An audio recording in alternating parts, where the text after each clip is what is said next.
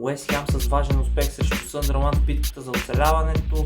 Манчестър Сити също успя да спечели в борбата за титлата срещу Улвърхемптън. Страхотна драма на Vitality Stadium между отборите на Борнемут и Ливърпул. Челси спечели поредното дерби срещу Кристал Палас и голяма драма на Емиратс, където Манчестър Юнайтед спечели срещу лидера Арсенал. Нека да видим по-подробно какво се случи в тези сблъсъци във Висшата лига. Ако това съдържание ви допада, не забравяйте да оставите едно харесване и да се абонирате за канала.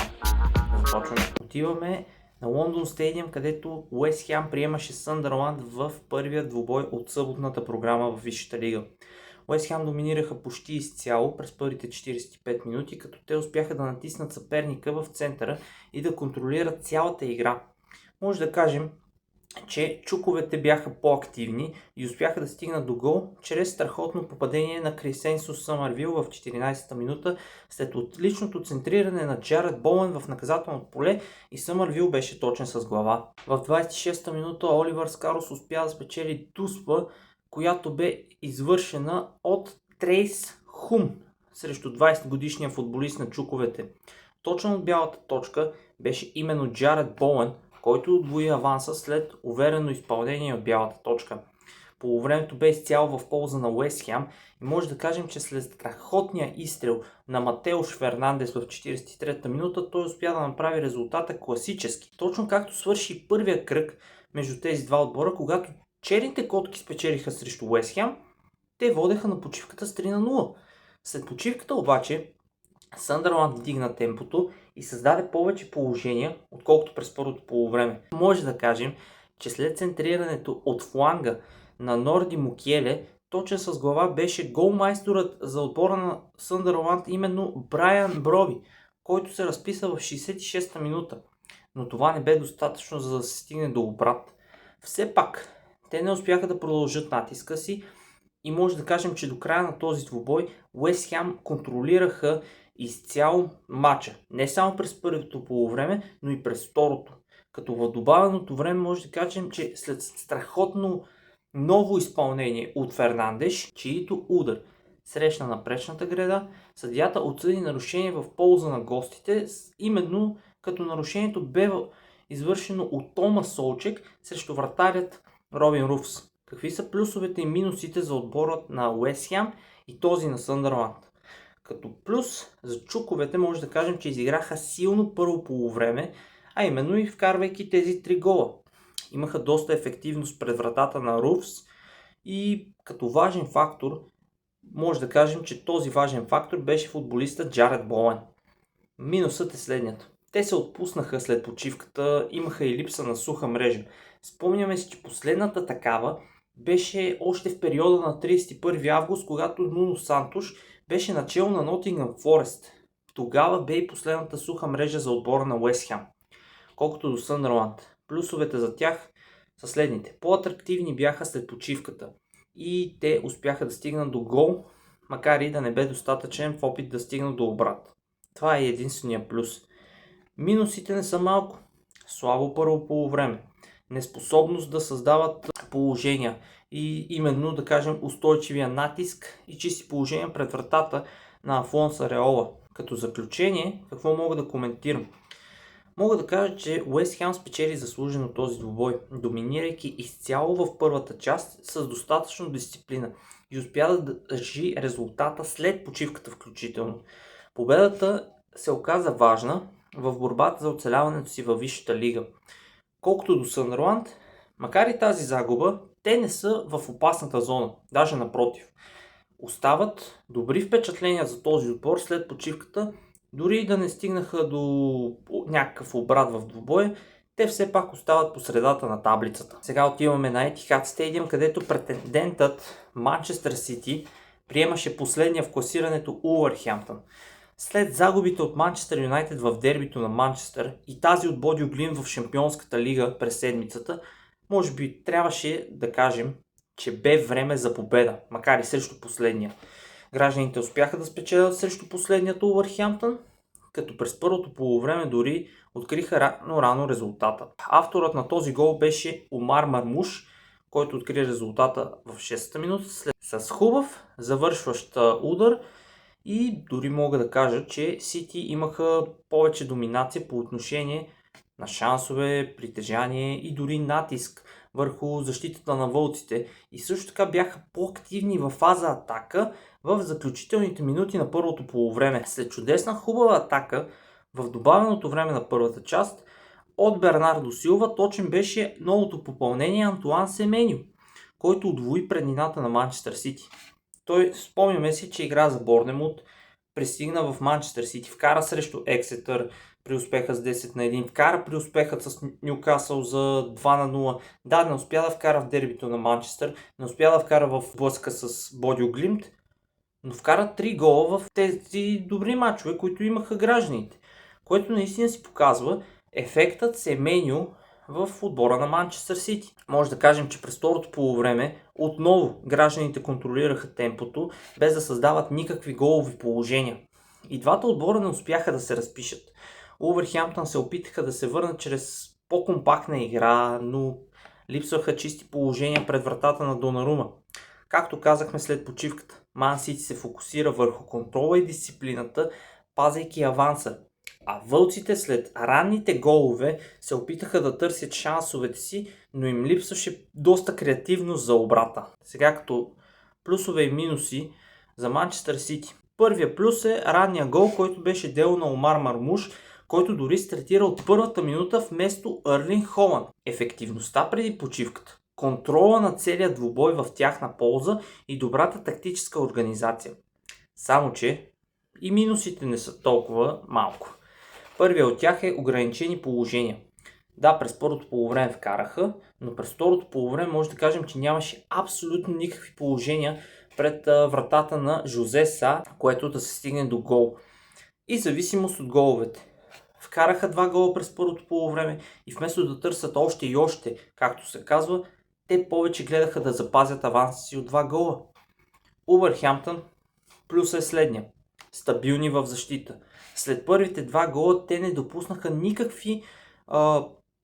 никакви шансове за попадения и може да кажем, че дори търсиха още атаки през втората част.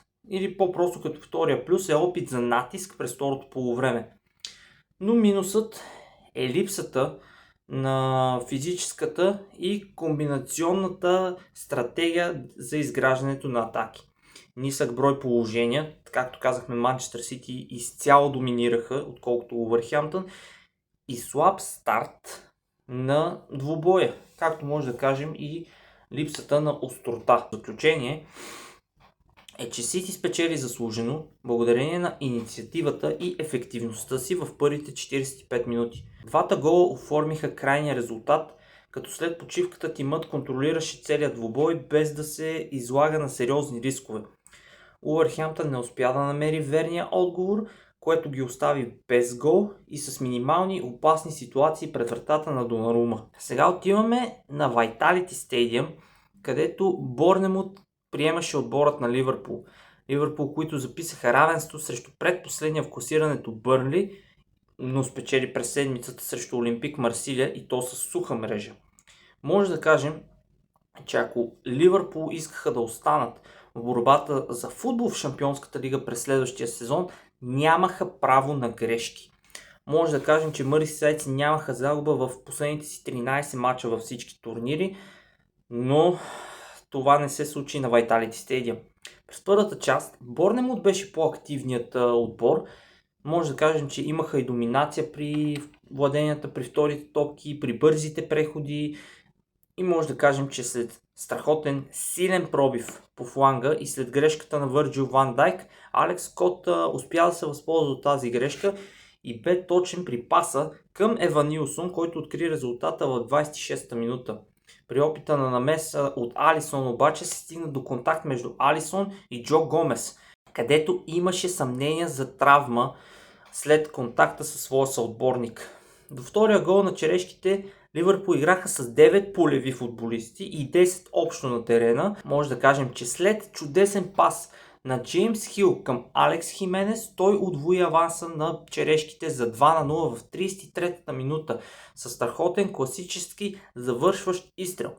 А само 2 минути по-късно след гола на Хименес, Джо Гомес трябваше да напусне терена и на негово място да влезе Латаро Ендо. Борнемут бе по-ефективен и повече организации имаше в отбора в атакуваща фаза, успявайки да реализират своите положения, и след статично положение, което бе ключово за отбора на Ливърпул, Върджил Ван Дайк успя да намали аванса на черешките до 1-2 в 45-та минута, като асистенцията беше на доста добре представящия се футболист през този сезон Доминик Собослай.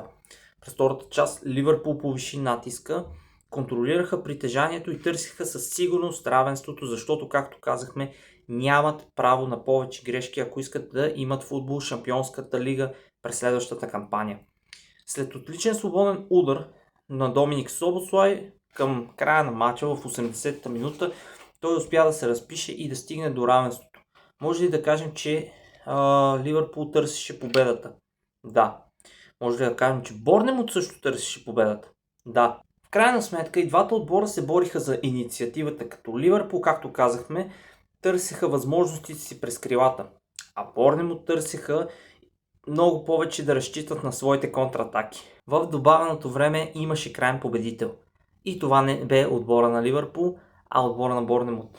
В добавеното време Аминат Ли, който влезе от резервната скамейка, успя да се разпише последния гол в близката дистанция на вратата на Алисон и може да кажем, че то бе отвъд добавените 4 минути, като гола дойде в 95-та минута. Сега като плюсове и минуси какво мога да спомена? За Борнемут може да кажем, че отборът започна добре, отличен старт дори и тактическото пресиране на отбора, което си повлия за стигането до двата гола. И победния гол на Аминат Ли, който беше с фокус и характер, за да се стигне до победен гол. Ниско ниво през второто полувреме е първият минус за отбора на черешките и пропуските в завършващите ситуации, за да си решат матча. За Ливърпул по-голямо притежание и контрол е първия плюс и чудесния гол на Доминик Собослай.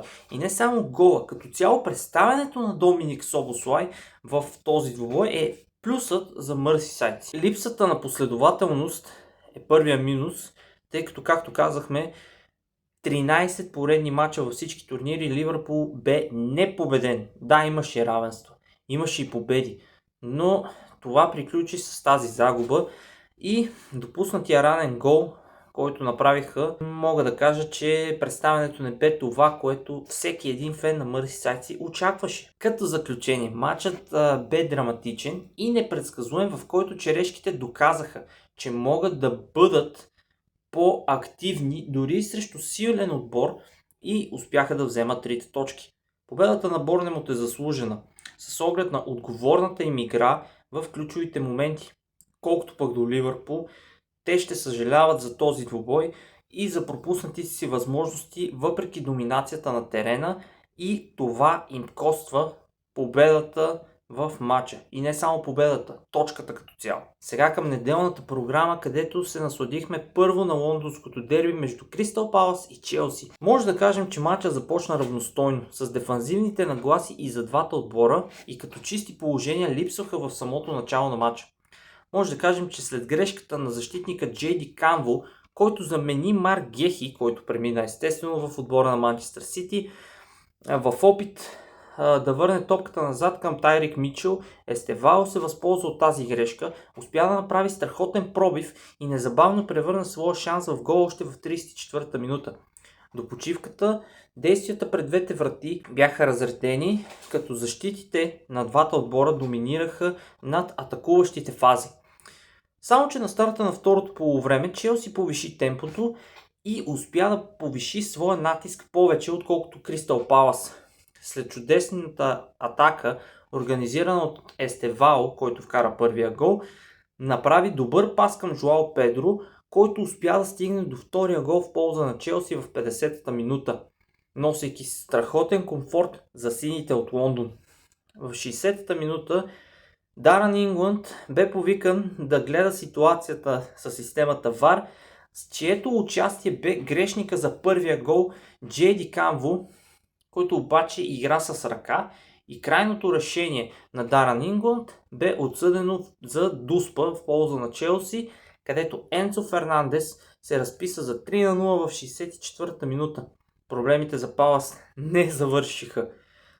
Те продължиха, като Адам Уортън получи първи жълт картон само 3 минути по-късно след голът на Енцо Фернандес за нарушение срещу Мойсес Кайседо, а 5 минути по-късно отново за нарушение срещу него бе изгонен с втори жълт и респективно червен картон, оставяйки домакините с 10 души и усложни ситуацията за Палас.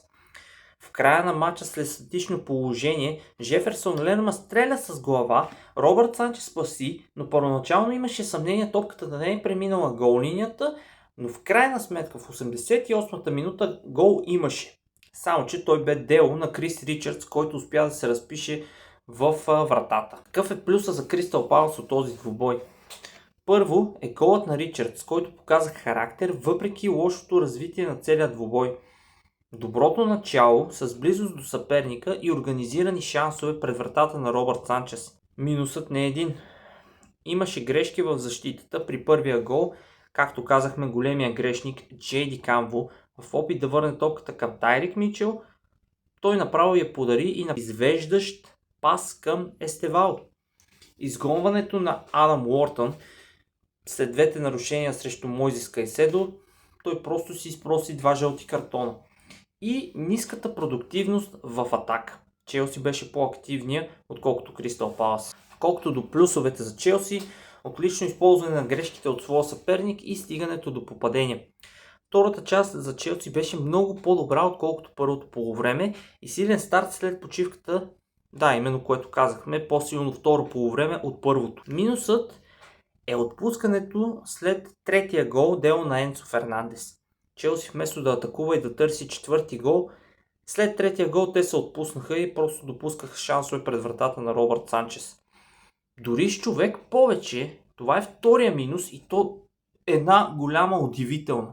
С човек повече Челси вместо да търси решаващите голове, те бяха поставени под натиск. Дори Кристал Палас може да кажем, че при 10 човека те търсиха, да, освен първия гол, дето го вкараха, който се оказа и почетен за тях, те търсеха още и още атаки пред вратата на Санчес. Челси не се възползваше от това нещо. И като финал, Челси изигра зряло второ полувреме, хващайки повратните моменти и реализирайки головете си ефективно. Контролираха дефанзивните решения, както и по-добра реализация. Това им донесе заслужена победа, която е важна в борбата за топ 4. Колкото до Кристал Палас, въпреки че показаха хъс и игра до края, допуснаха много грешки и не успяха да се възползват от тези ранни положения. А пък без коментар относно изгонването, което им направи задачата много по-сложна за възможен обрат. И завършваме на Емират Стадиум в голямото дерби, където Арсенал приемаше Манчестър Юнайтед.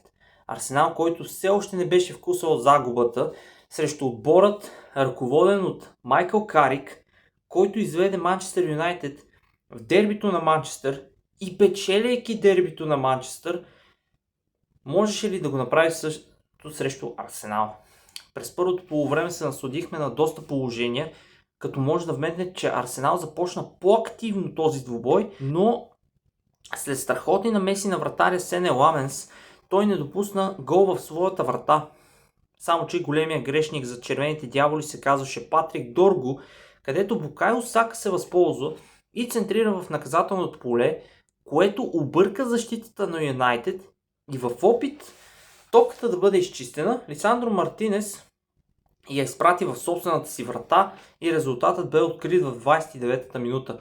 Само че и Арсенал допусна такава грешка, като главното лице беше Мартин Зубименди, който в опит да върне топката към Давид Рая, той я подари на Брайан Бемо, който изравни в 37-та минута и възстанови равенството до края на първото полувреме. Обаче в края на полувремето отново Брайан Бемо имаше огромен шанс да направи пълен обрат, но вместо това топката мина в страни от вратата на Давид Рая. След почивката Манчестър Юнайтед взе изцяло инициативата. След чудесен пас от Бруно Фернандеш към Патрик Дорго, който беше грешника за първия гол, той преодоля защитата на Арсенал и отправи страхотен изстрел в 50-та минута, което нямаше никакви шансове за Рая да спаси удара. Арсенал се опитваше да натиска и да стигне до победата, дори до равенството, но Сене Ламенс успя да спре техните атаки. Дори имаше доста сложно спасяване от негова страна и той успя да го направи. Въпреки това, Арсенал успя да се разпише в 84-та минута чрез гол на Микел Мерино, който показа характер и хъс да върне нещата в матча. Само да вметна, Арсенал вкара 15-тия си гол в лигата от статично положение, дори и от Успа да вметнем в това число, от всеки един отбор. Страхотен отговор от червените дяволи 3 минути по-късно, чрез страхотна комбинация между Бруно Фернандеш и Коби Мейно и страхотния завършващ изстрел от Матеус Куня, който донесе дори 3 точки за своя отбор.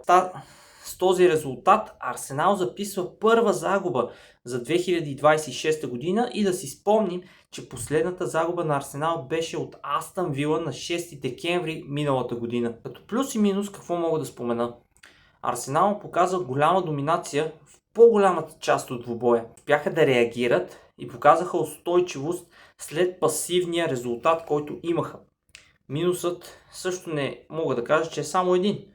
Липсата на фокус да запазят равенството, както при 1 на 1, така и при 2 на 2. За Манчестър Юнайтед отлична реакция при 0 на 1, това е първия плюс. Бързи контратаки и бързи преходи към успеха, за да се борят и да стигнат до него.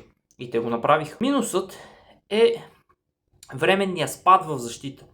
Допуснаха гол и допуснаха втори такъв, за да се стигне до равенството и някои периоди им бяха неточни.